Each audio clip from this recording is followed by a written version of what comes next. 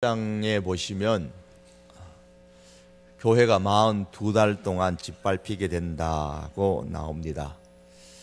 다니엘서에 나오는 이 42달, 계시록 보면은 1260일, 한때와 두때와 반때의 이 기간이 많이 나옵니다.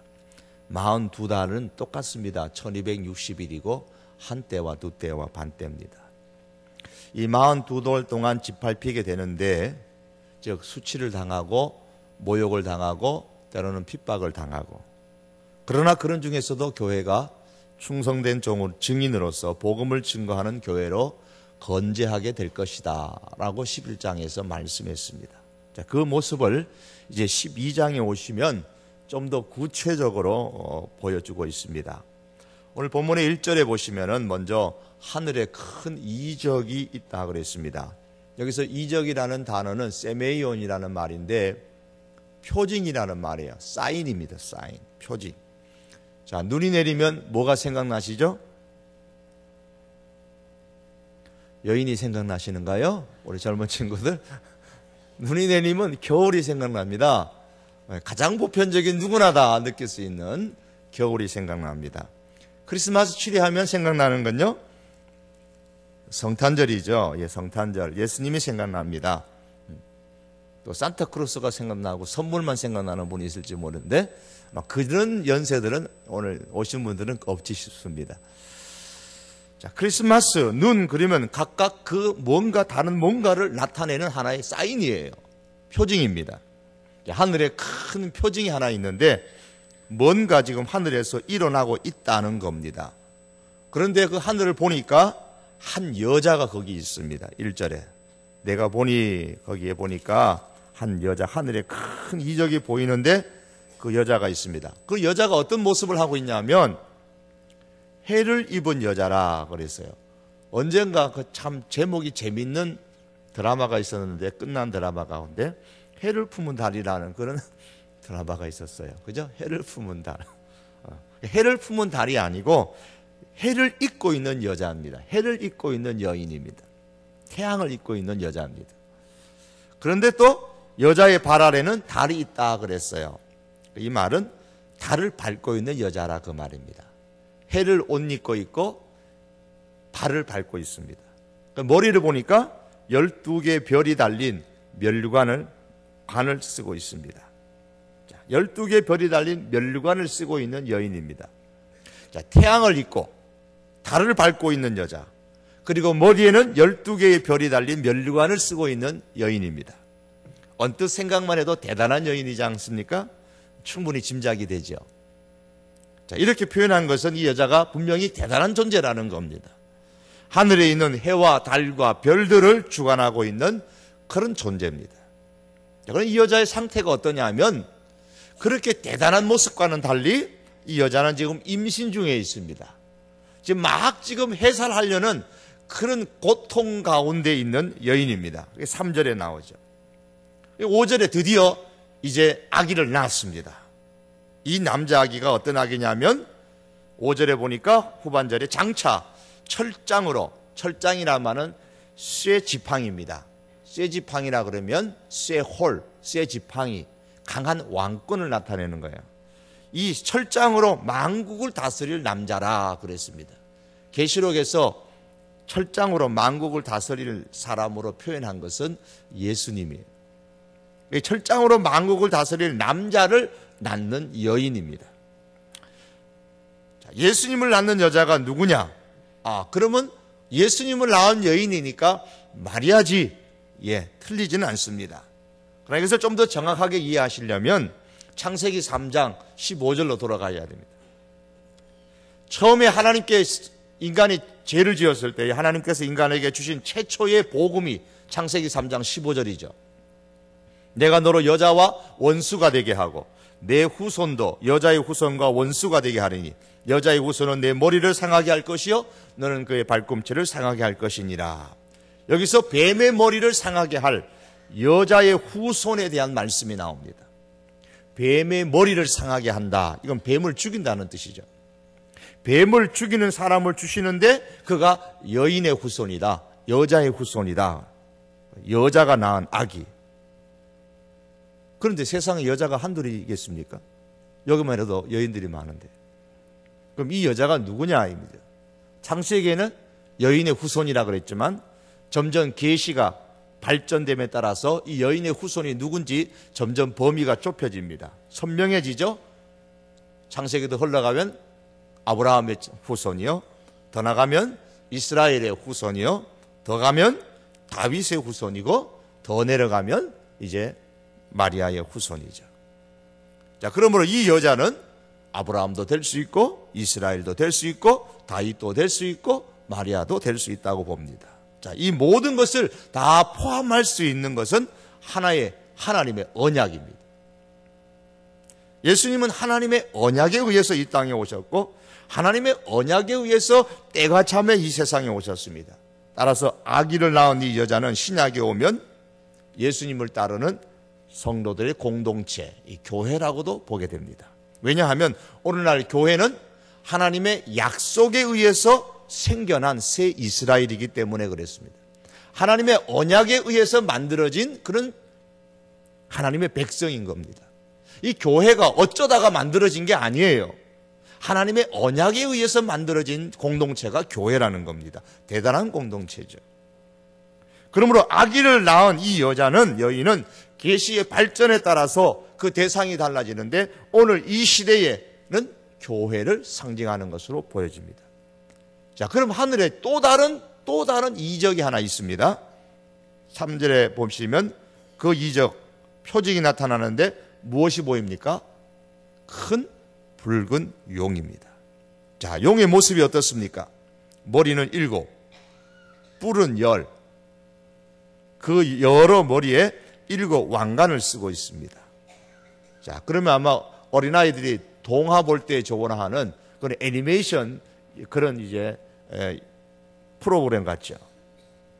9절에 보면 이 큰 붉은 용은 뭐라 그랬습니까? 옛뱀이라 그랬어요. 뱀은 뱀인데 옛뱀. 무슨 뱀이냐면 옛뱀이라는 것은 에덴 동산에서 하와를 유혹했던 그 뱀을 말하는 겁니다. 그 옛뱀. 창세기 3장 15절에 여의자의 후손에 의해서 머리가 상하게 될 그 뱀을 말하는 겁니다.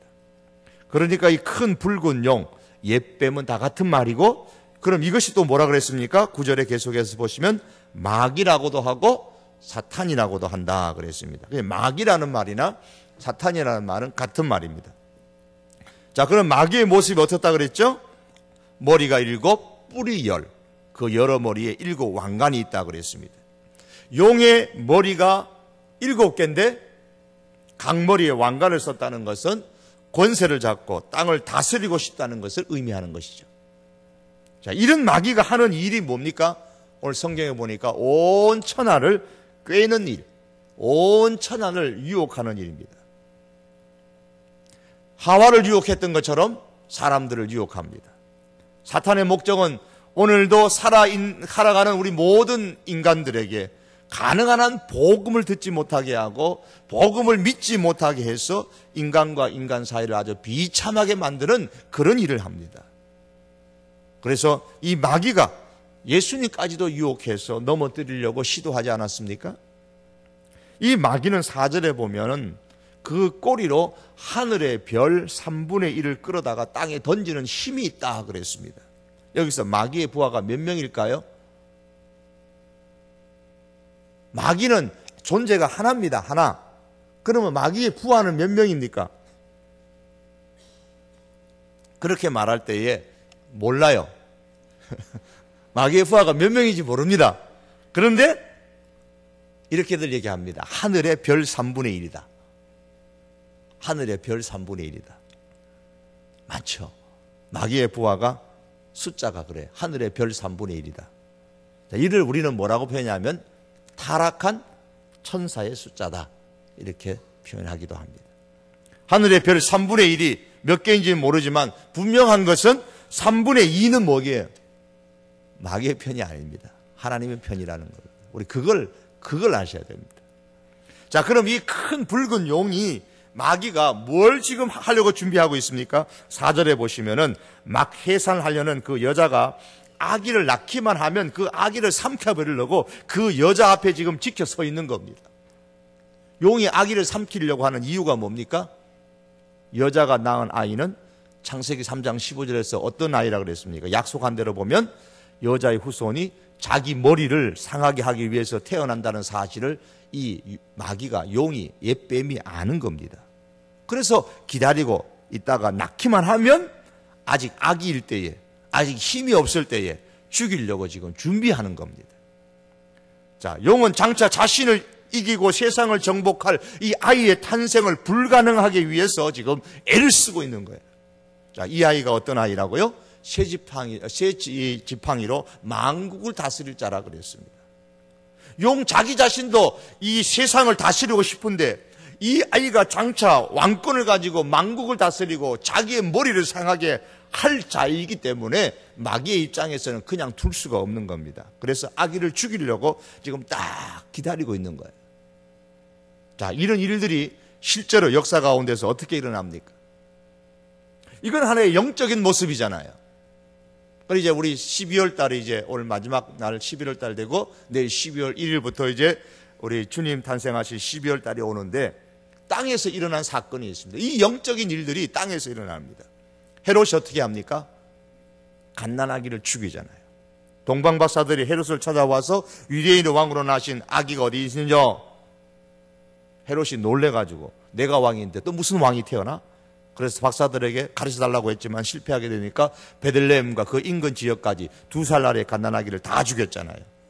아기 예수님을 죽이려고 대대적인 유아 살해 사건이 나타납니다. 이게 지금 헤롯이 한 짓이지만 그 배후에 누가 한 짓이다? 사단이 한 일입니다. 사단이 지금 여자가 낳은 아기를 죽이려고 하는 겁니다. 그게 지금 역사 가운데서 실제적으로 지금 일어나는 거예요. 자, 사단이 금식 기도하는 예수님을 찾아가서 유혹합니다. 자기에게 경배하면 천하를 주겠다고 유혹하죠. 어떻게 하든지 십자가를 지지 않게 하려고 합니다. 예수님의 수제자 베드로를 사용해가지고 십자가를 지지 말라고 종용을 합니다. 그 예수님 그러한 베드로를 이용하는 사단의 정체를 아시고 뭐라 그랬습니까? 베드로를 향해서 사단아 물러가라 그러잖아요. 또 사람들을 선동해가지고 십자가에 달린 예수님을 십자가에서 내려오라고 막 그럽니다. 그 배후에 누가 조종하는 거냐? 사단이 조종하는 겁니다. 정말 하나님의 아들이라면 십자가에서 내려오라는 겁니다. 진짜 하나님의 아들이 아니면 시험거리가 아니지만 진짜 하나님의 아들이시기 때문에 대단한 시험거리입니다. 그냥 확 내려가가지고 내가 하나님의 아들인 것을 증명하고 다시 살려? 마지막까지 포기하지 않고 끈질기게 예수님으로 하여금 십자가 지지 못하게 하려고 지금 사단이 방해하는 이 영적인 싸움이 현실 가운데서 역사 가운데서 일어나고 있는 거예요. 자, 그럼 하늘에서 지금 어떤 일이 벌어지고 있습니까? 7장 우리 12장 7절 8절 한번 보십시오. 하늘에 전쟁이 일어났습니다. 미가엘하고 그의 사자들이, 미가엘과 그의 부하 천사들입니다. 미가엘은 천사장이죠. 용과 더불어 싸울세 용과 그의 사자들도 싸우나. 자, 용과 그의 부하들이 나옵니다. 타락한 천사들입니다. 근데 이기지 못해서 다시 하늘에서 그들이 있을 곳을 얻지 못한다. 자, 하늘에서 전쟁이 있는데 천사장 미가엘하고 그의 부하들하고 사단과 그의 부하들하고 싸웁니다. 전쟁이 벌어지는데 여자가 낳은 아기를 지키려는 미가엘과 죽이려는 사단의 전쟁입니다. 하나님께서 보낸 미가엘이죠. 하나님과 사단의 전쟁입니다. 이것이 땅에서 일어나고 있는 역사적인 사건인 거예요. 제가 말씀드린 것처럼 사단이 헤롯의 마음에 들어가가지고 아기를 막 죽이려고 그러고요. 그러나 미가엘은, 천사는 어떻습니까? 아기를 죽이지 못하게 하려고 동방박사들을 헤롯에게 가지 말고 그냥 돌아가라고 말하고, 그러니까 또 헤롯은 또 속은 줄 알고 확실하게 죽이기 위해 가지고 베들레헴뿐만 아니라 베들레헴에서 난다고 했으니까 혹시나 싶어서 베들레헴 주변의 지역에 있는 아기들까지 금방 태어났는데 혹시나 싶어서 2살까지 그냥 2살 아래로 다 죽이잖아요. 이게 사단이 지금 이 아기를, 여자가 낳은 아기를 죽이려고 하는 겁니다. 사단이 또 반격을 하죠. 세상 역사 가운데 이런 일들이 실제로 일어났습니다. 겉으로 보면 헤롯이 자기의 왕권을 지키기 위해서 지금 왕권을 남용해서 유아들을 살해하는 사건들이에요. 그러나 그 배경에는 사단이 지금 일하고 있는 겁니다. 여러분, 인간의 역사 가운데 보면 그 뒤에서 일하는 사단의 역사가 있다는 것을 우리가 아셔야 됩니다. 사단은 인간의 역사 가운데서 때로는 사건을 만들고 때로는 사람을 악하게 사용해서 자기의 목적을 달성하기 위해서 얼마나 애를 쓰고 있는지 모릅니다. 그러나 사단의 계획은 실패합니다. 주의 사자가 요셉에게 현몽하여 이르되, 주의 사자가, 천사가 요셉에게 헤롯이 아기를 찾아 죽이려 하니까 일어나서 빨리 가라, 애굽으로 도망가라, 피신해라. 그래서 그 밤에 그 얘기를 듣자마자 요셉이 마리아와 더불어 아기 예수님을 안고 애굽으로 갔잖아요. 헤롯이 죽을 때까지 거기 있었습니다. 이 사단이 여자가 낳은 아기를 죽이려고 지금 온갖 애를 다 쓰고 있는 거예요. 그게 역사 가운데서 그대로 지금 실현되어지고 있는 겁니다. 하지만 이 헤롯이 예수님을 죽이지 못했습니다. 영적 전쟁에서 사단이 졌다는 거예요. 그리고 예수님을 시험했을 때도 천사들이 와서 예수님을 도왔습니다. 십자가에 못 박힐 때도 끝까지 방해했지만은 예수님을 마지막까지 십자가를 지심으로써 사단의 계획, 여자가 낳은 아기, 즉 예수님을 죽이려는 그 계획, 사단의 계획은 실패하고 말았습니다. 그럼 여자는 이 아기 예수님을 어떻게 했습니까? 5절 하반절에 보니까 하나님 앞과 그 보좌 앞으로 올려가더라 그랬습니다. 예수님이 하늘 보좌로 올라가셨습니다. 이게 무슨 사건이에요? 이미 이제 십자가 지시고 구원자가 되시고 부활하시고 승천하셔서 하나님 보좌 앞으로 올라가셨다는 말입니다. 이걸 우리는 요한계시록 5장에서 찬양과 경배를 받으시는 예수님을 하늘 광경에서 요한이 그걸 다 봤습니다. 이미 하늘 보좌에 계신 예수님을 봤습니다. 자, 그럼 이 하늘 전쟁에서 진 사단과 그의 수하들은 어떻게 됩니까? 8절과 9절에 보시면 이기지 못하여 다시 하늘에서 그들이 있을 곳을 얻지 못하니까 큰 용이 내쫓겼다 그랬습니다. 옛뱀, 마귀라고도 하고 사탄이라고 하는데 쫓겼는데 어디로 쫓겼습니까? 끝에 9절에 보니까 그가 땅으로 내쫓기니, 자기만 쫓긴 것이 아니라 사자들도 그와 함께 내쫓겼다. 그러니까 이 마귀의 사자들, 수하들, 부하들도 다 쫓겨났다 그랬습니다. 자, 사단의 부하를 뭐라고 부릅니까? 그 귀신들입니다. 귀신들. 여러분, 우리 교회 밖에서 우리 많은 귀신 얘기하잖아요. 전설 따라 삼천리 하고 말이 귀신 나오는 거요. 거기서 말하는 귀신하고 성경에서 말하는 귀신은 다른 거예요. 죽은 사람이 뭐 9천을 떠누는 존재가 귀신이라고 말하는데 그거는 성경적으로 보면 그건 아니에요. 사람이 죽으면 육은 흙으로 없어지고 믿는 영은 천국으로, 믿지 않는 영은 지옥으로 가는 겁니다. 9천을 떠도는 그런 귀신은 없단 말이에요. 그럼 성경에서는 귀신이 있다 그러는데 그 귀신은 뭐냐?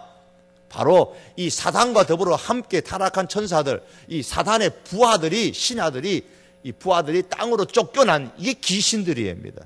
그래서 복음서에 보면은 귀신을 단수보다는 거의 다 복수로 표현합니다. 복수, 귀신들이에요. 하늘에서 사단과 그 귀신들이, 부하들이 쫓겨났습니다. 따라서 더 이상 이제 하나님 앞에서 밤낮 참소하고 그냥 고하던, 못되게 고하던 이 사단의 존재가 없어져 버렸어요. 구약에서는 욥기서에 보면 사단이 뭘 합니까? 욥을 참소하는 광경이 나옵니다. 하나님께서 잘해주시니까, 복을 주시니까 잘 믿지, 어려움을 줘보세요. 욥이라도 하나님을 안 믿을 겁니다. 그러면서 자꾸 이 하나님의 사람을 하나님 앞에서 깎아내리는 일을 사단이 했단 말입니다. 그런데 이제 하늘에서 땅으로 쫓겨나 버리니까 더 이상 하나님 앞에서 성도들을 참소하는 일이 없어집니다. 참소를 못합니다. 10절 끝에 보세요. 우리 형제들을 참소하던 자, 곧 우리 하나님 앞에서 밤낮 참소하는 자가 쫓겨났다 그랬습니다. 쫓겨나 버렸어요. 자, 그럼 땅으로 쫓겨난 사단이 뭐 하겠습니까? 사단이 단단히 화가 났어요. 오늘 12절 하반절에 보니까 크게 분내어 너희에게 내려갔습니다. 요한이 살고 있는 그 땅에 내려갔단 말이에요. 이 지상으로 내려왔다는 말입니다. 분내어. 자, 크게 분내어 땅으로 쫓겨난 이 사단이 여자가 낳은 아기를 죽이는데 실패했기 때문에 이제는 공격의 대상을 누구한테로 바꿉니까? 아기가 아니고 예수님이 아니고 여자로 바꿉니다. 이미 예수님한테는 실패했습니다. 그래서 13절에 보니까 용이 자기가 땅으로 내쫓긴 것을 보고 남자를 낳은 여자를 박해하는지라. 여자를 박해하기 시작합니다. 이게 11장에 나오면 교회가 42달 동안 지금 짓밟히는 거예요. 박해를 받는 거예요. 하나님께서 이 여자를 그대로 두실 리가 없죠. 그래서 그 다음 말씀에 16절의 말씀에 보면 그 여자가 광야로 도망가매 거기서 1260일 동안 42달입니다. 1260일 동안 그를 양육하기 위하여 하나님께서 예비하신 곳이 있더라. 여자가 아기를 하나님의 보좌에 올려드리고 광야로 도망갑니다. 거기에는 하나님께서 여자를 보호하시고 양육하시기 위해서 마련한 곳이 있는 거예요. 거기서 여자가 1260일 동안 양육받습니다. 14절에 보니까 큰 독수리의 두 날개를 받아갖고 광야, 하나님이 예비하신 곳으로 이 여자가 갔습니다. 거기서 뱀을 피해서 한 때와 두 때와 반 때를 양육합니다. 양육을 받고 있습니다. 자, 이것이 바로 예수님께서 승천하신 이후에 오늘 우리들의 현실이에요. 사도 요한에부터 시작해가지고 지금까지 계속되어지는 현실, 주님이 오실 때까지 이루어지는, 재림하실 때까지 이루어지는 현실입니다. 1260일, 42달, 한 때와 두 때와 반 때 우리의 현실입니다. 지금은 여자가 하나님께서 예비하신 광야의 장소로 가서 1260일 동안 양육받는 기간, 보호를 받는 기간, 한편으로는 사단에게 짓밟히는 기간입니다. 사단을 피해서 광야로 피신했는데 하나님께서 예비하신 곳에서 이 여자가 이제 거기서 이제 거하는 겁니다. 이 교회를 말하는 거죠. 그러니까 세상이 교회를 핍박하는 것 여러분 당연합니다. 지금 이 사단이 예수님을 죽이려고 하다가 실패했기 때문에 독이 찰대로 찼어요. 가득 찼어요. 그냥 이 뱀이 독이 올랐어요. 완전히. 이 독이 오른 이 뱀이 지금 이 사단이 교회를 지금 핍박하기 시작하는 겁니다. 그래서 교회사를 보세요. 어느 시대든지 교회는 비난을 받아왔어요. 핍박을 받아왔어요. 교회를 삼키려는 사단이 항상 그 배후에 있기 때문에 이 교회사, 이 인간의 역사 속에 교회와 관련된 역사를 보면 항상 교회는 핍박을 받습니다. 따라서 사단이 배후에서 역사하는 이 세상에서 세상의 것을 쫓아가서 살아가는 것은 곧 누구를 쫓아 사는 것이다? 사단을 쫓아 사는 것인 줄 우리가 아셔야 돼요. 하나님의 자녀이면서 지금 엉뚱한 걸 쫓아가서 살아가는 거예요. 우리가 세상을 쫓아 산다는 것은 사단을 쫓아 살아가는 겁니다. 그래서 우리 세상을 멀리해야 되는 이유가 그겁니다. 여러분, 교회가 지금 어디에 있다고? 현실적으로 광야에 있다. 광야. 이스라엘 백성이 광야에서 어떻게 살 수 있었습니까? 하나님께서 공급해 주시는 만나와 물에 의해서 살았잖아요. 이스라엘 백성이 광야에 살면서 하나님께서 공급해 주시는 것이 없었다면 그 백성 못 삽니다. 하나님께서 광야에 이스라엘 백성을 인도하지 않으셨다면 그 백성 광야에서 방황하고 헤어나오지 못합니다. 그렇기 때문에 광야는 하나님께서 공급해 주지 않으면 살 수 없는 땅이고, 광야는 하나님의 백성들이 그런 반면에 하나님을 경험할 수 있는 장소이기도 한 거예요. 교회인 우리가 지금 광야에 있는 사람들이라는 걸 아셔야 돼요. 하나님께서 공급해 주시지 않으시면 저와 여러분들, 우리 교회, 여러분 개개인들, 우리 가정 살 수 없는 존재들입니다. 그걸 바꾸어서 얘기하면 광야에 있기 때문에 하나님을 경험할 수 있는 기회가 우리들에게 많이 있는 겁니다. 저와 여러분들에게는 하나님의 역사를 경험할 수 있는 기회가 많습니다. 하나님의 보호와 하나님의 인도와 하나님의 그 공급하심과 하나님의 능력을 경험할 수 있는 기회가 우리들에게는 이 땅을 살아가면서 많습니다. 그런데 사단이 여기까지 와가지고 쫓아와가지고 교회를 멸망시키려고 애를 써요. 막 짓밟으려고 그래요. 죽이려고 그래요. 5절에 보세요. 15절에 여자의 뒤에서 뱀이 그 입으로 물을 강같이 토하여 여자를 물에 떠내려가게 한다. 떠내려가게. 15절에 강물을 만들어가지고 광야에 있는 여자를 아예 그냥 물에 떠내려가게 죽이려고 합니다. 이 짓밟으면 핍박하는 겁니다. 그러나 여러분 기억하십시오. 교회는 하나님의 보호 가운데 있습니다. 하나님께서 교회를 기르시고 하나님께서 교회를 인도하십니다. 비록 광야에 있어서 사단이 그냥 통째로 그냥 쓸어버리려고 할지라도, 짓밟힐지라도, 핍박을 받을지라도 하나님이 보호하십니다. 16절에 보시면 땅이 여자를 도와서 그 입을 벌려 용의 입에서 토한 강물을 이 땅이 다 삼켜버렸다 그랬어요. 강물을 땅 다 삼켜버렸습니다. 하나님께서 도우시는 겁니다. 여자를 살리시기 위해서 환경을 하나님이 사용하시잖아요. 교회가 광야에서 하나님의 보호를 받는다, 이 말씀은 전혀 세상에 살면서 괴로움을 당하지 않는다 그런 의미가 아니고, 교회가 이 땅에 있는 동안에 사단에게 패하지 않는다는 겁니다. 사단이 예수님을 이기지 못한 것처럼 사단은 아무리 교회를 짓밟고 핍박하고 넘어뜨리려고 해도 사단은 교회를 이길 수가 없습니다. 왜? 하나님께서 보호하시기 때문입니다. 그런 면에서 교회는 사단과 싸운다는 측면 속에서, 광야에서 사단과 싸운다는 측면 속에는 교회의 특징은 전투하는 교회입니다. 전투적인 교회입니다. 그리고 하나님의 보호로 그 전투에서, 전쟁에서 반드시 승리한다는 면에서 승리하는 교회입니다. 교회는 비록 이 땅에서 사단의 공격을 받지만은 교회는 항상 하나님의 보호하심 속 가운데서 사단의 모든 공격들을 능히 물리칠 수 있고 또 그렇게 물리쳐야 됩니다. 교회가 반드시 승리한다는 이 확신을 우리가 가지셔야 돼요. 이렇게 아기를 낳은 여자를 죽이려는 사단의 계획이 이제 실패합니다. 그럼 사단이 포기합니까? 포기하지 않습니다. 17절 말씀 보니까 용이 여자에게 분노하여 돌아가서 그 여자의 남은 자손 곧 하나님의 계명을 지키며 예수의 증거를 가진 자들과 더불어 싸우려고 바다 모래 위에 서 있더라. 이게 이제 성경 뒤로 가면 이걸 뭐라고 말하냐면 아마겟돈이라. 그래서 아마겟돈, 여러분 뭐 잘은 모르지만 하여간 많이 들어봤던 아마겟돈 전쟁인 것. 이것은 이제 어떤 모습으로 전개될는지 모릅니다. 앞으로 미래에 일어날 사건들이겠죠. 분명히 영적인 일이지만은 지금은 이제 광야에 있는 교회를 지금 핍박하고 있는, 그래서 어쨌든 교회를 비난하고 교회를 이렇게 수치를 주려고 하고 하나님의 백성들을 지금 힘들게 하려고 하는 그런 사단의 역사가 있는 광야 속에 있는 교회의 현실입니다. 전투하는 교회, 그러나 분명하게 승리할 교회입니다.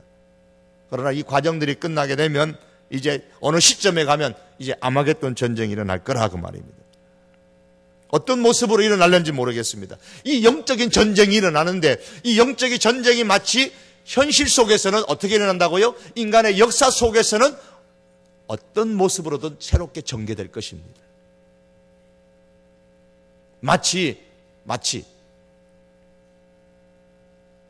미가엘과 천사장 미가엘과 사단이 지금 싸우면서 아기 예수님을 죽이려고 했지만 했던 그 영적인 전쟁이 땅에서는 헤롯에 의해 가지고 지금 현실적인 역사로 일어났던 그것처럼 아마겟돈 전쟁도 어떤 모습으로든 하늘에서는 영적인 전쟁이지만 영적 전쟁이 땅의 모습 속에는 역사 가운데서 현실적으로 일어나게 될 것입니다. 오늘 말씀을 정리하기를 원합니다. 오늘 본문은 인간의 역사라는 것은 단순한 역사가 아니라 그 배후에 영적인 전쟁이 있다는 사실을 보여주고 있습니다. 인간의 삶이라는 것은 영적인 전쟁을 반영하고 있는 겁니다. 저와 여러분들이 살아가고 있는 삶 자체가 바로 영적인 전쟁의 현장입니다. 우리의 배후 속에 지금 영적 전쟁이 일어나는, 성령의 역사와 사단의 역사가 지금 함께 지금 영적 전쟁이 일어나는 겁니다. 그 속에서 우리가 살아가고 있는 거예요. 그 영적 전쟁의 모습이 우리의 삶의 현실의 모습으로, 삶의 구체적인 모습으로 드러나는 거예요. 인간의 삶이 모여서 역사가 되고, 그 인간의 역사는 단순한 인간의 삶의 축적이 아니고 시간의 축적이 아니고 영적 전쟁을 반영하고 있다는 사실을 우리가 아셔야 됩니다. 우리가 오늘날 현실 가운데서 영적 전쟁에서 어떻게 이길 수가 있느냐, 이게 이제 관건이에요. 근본적으로는 하나님께서 보호해 주십니다. 그래서 궁극적으로는 우리가 이깁니다. 하나님께서 양육해 주시고 보호해 주시고 인도해 주시기 때문에 궁극적으로는 우리가 이깁니다. 그럼 그렇다고 해서 우리가 이 광야 속에 살아가면서 해야 할 일이 없는 게 아니에요. 영적 전쟁에서 우리가 해야 할 일이 분명히 있습니다. 오늘 12장 속에서 그것을 하나 발견한다면 11절 말씀이에요. 11절 말씀 우리 다 같이 한번 읽어보시겠습니다. 시작. 또 우리 형제들이 어린 양의 피와 자기들이 증언하는 말씀으로서 그를 이겼으니 그들은 죽기까지 자기들의 생명을 아끼지 아니하였도다. 여러분, 이 말씀에 의하면 영적 전쟁에서 이기는 비결은 세 가지로 정리되죠. 하나는 어린 양의 피입니다. 예수 그리스도의 보혈을 우리가 믿는 겁니다. 보혈의 능력입니다. 예수 그리스도의 보혈을 믿고 예수 그리스도의 보혈을 의지하는 겁니다. 두 번째는 말씀의 힘입니다. 그들이 증언했던 그 말씀, 복음의 말씀입니다. 말씀의 능력이 우리를 이기게 만듭니다. 마지막 세 번째는 죽기까지 자기 생명을 아끼지 않은 그 열정어린 충성입니다. 여러분, 우리가 하나님의 계명을 지키는 사람들이죠. 예수님의 증거를 가진 사람들이죠. 그렇다면 우리는 사단과의 영적 전쟁을 피하면서 세상을 살 수가 없어요. 어디를 가든지 우리는 이 영적 전쟁을 피할 수 없어요. 영적 전쟁을 피하면서 살겠다는 생각은 아예 우리는 버리셔야 돼요. 영적 전쟁을 피할 수 없다면 이길 수 있는 비결은 우리가 찾아야 되는 거예요. 오늘 본문에서 이 세 가지인 겁니다. 우리가 예수 그리스도의 보혈을 믿어야 되고 주님의 보혈의 능력이 있음을 우리가 믿고 이 주님의 보혈을 늘 의지하셔야 됩니다. 찬양의 가사처럼 주의 보혈 능력이 있도다 주의 피 믿으오 주의 보혈 그 어린 양의 매우 귀중한 피로다. 주의 보혈의 능력을 우리가 믿으셔야 됩니다. 그 다음에 말씀의 능력을 믿고 계시록에서도 말씀하고 에스겔서도 말씀한 것처럼 말씀을 먹으라 그랬습니다. 말씀을 먹으셔야 됩니다. 말씀을 가까이 하셔야 됩니다. 이 말씀의 능력이 있어야 우리가 살아갈 수가 있습니다. 승리합니다. 영적 전쟁에서 이길 수가 있어요. 그리고 예수님과 교회를 위하여 생명을 아까워하지 않는 이 열정으로 우리가 충성을 하셔야 됩니다. 오늘 새벽에도 제가 말씀드렸는데 대충 믿으셔는 안 됩니다. 열심을 내어서 믿으셔야 돼요. 열심을 내어서. 열정을 품고 우리가 주님 앞에 충성해야 됩니다. 우리 젊은 우리 청년들로부터 우리 노년에 이르기까지 우리가 주님을 믿는 데에 열심을 내어서 섬기는 그 믿는 하나님의 사람들 되시기를 주님의 이름으로 축복합니다. 우리 주님 뜻대로 살기로 했네. 우리 한번 찬양하겠습니다.